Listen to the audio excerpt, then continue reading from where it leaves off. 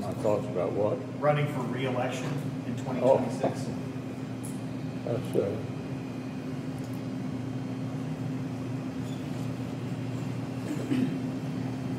Did you hear the question, Senator? Running for re-election in 2026? All right, I'm sorry, you all. Well, that was a little bit of a scary moment, I dare say somewhat heartbreaking in Kentucky earlier this week. Senator Mitch McConnell once again appears to just freeze up a little bit during a press conference, leading, many to question if politicians should take cognitive tests to kind of prove that they're mentally fit for the job. Yeah, now joining us now for more is board-certified clinical psychologist Dr. Jeffrey Gardere and neurologist Dr. Romie Mushtaq. Thank you both so much for joining us. Dr. Mushtaq, I'll come to you first. Can you speculate what might have happened to Mr. McConnell there? Good morning.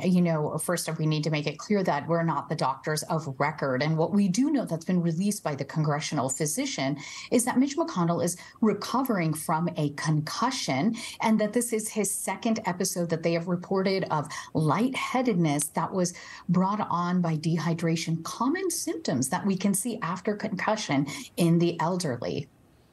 Okay, so that does make sense. So it is possible that he could have a full recovery here. Yeah. Dr. Gardere, President Biden also appearing to get a little bit lost at the FEMA headquarters in Washington. Let's just take a look at this. I'm going to Florida Saturday morning. All right, thanks, everybody. Thank you. Right this way. Mr. Secretary, right this way. So, Doctor, considering now the totality of what we've been seeing with the president, often maybe feeling a little bit like he's not sure where he's going. I think we've all noticed his gait, the way he walks, is different. He's fallen several times, seems to get up pretty quickly. I'll tell you, for a man his age, I think he does remarkably recover pretty well. But what do you see here?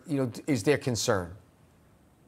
Well, I think Dr. Mushtaq would, as a neurologist and working with the elderly, I'm sure, would agree that almost 40% of us will experience some form of memory loss after we turn 65 years old. That's what we call cognitive slippage. It happens. We know with President Biden, he's had several falls.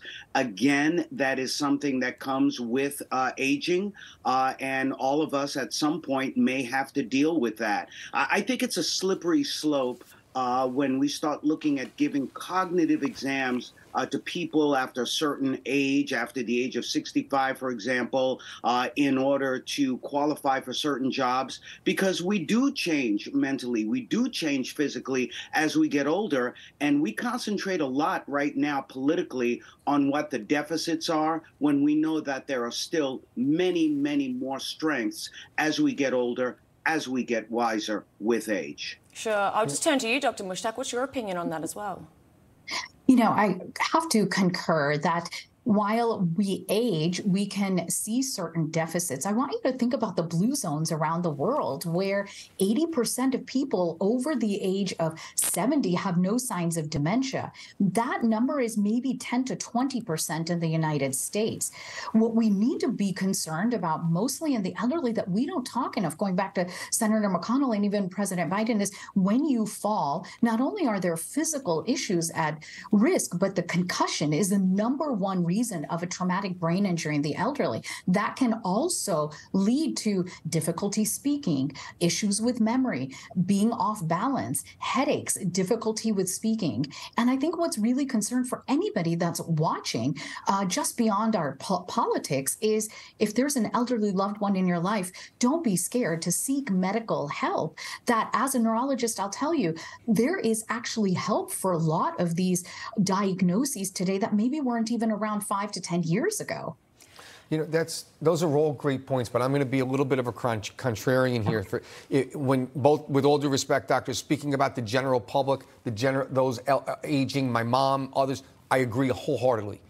When you're talking about the President of the United States, I disagree with you. Okay, the world is watching. Our diplomacy, our ability to deal effectively with people that really want to do bad things in the world, whether it's Iran, whether it's North Korea, whether it's China, all of those issues, our strength does matter, and perception is realities. It has nothing to do with medical anything. Perception's reality. So we have to remember that this is not an average person. This is the President of the United States. I just want to put that point in there. So that's just my take on it. But I'm a military guy. That's okay. Dr. Mushtaq, I just want to ask you one more thing. I'll come to both of you on this question, actually. It's just about what Karine Jean-Pierre said on CNN. Take a look. People have come after the president about his age. They did it in 2019. They did it in 2020 leading into the general election. And they did it in 2022. And guess what? He beats them every time. When we travel abroad, how it is hard for us to keep up with this president who is constantly working every day to get things done. Okay, so there we have KJP saying that the president is fit, he's healthy for his age, and that his age isn't going to stop him.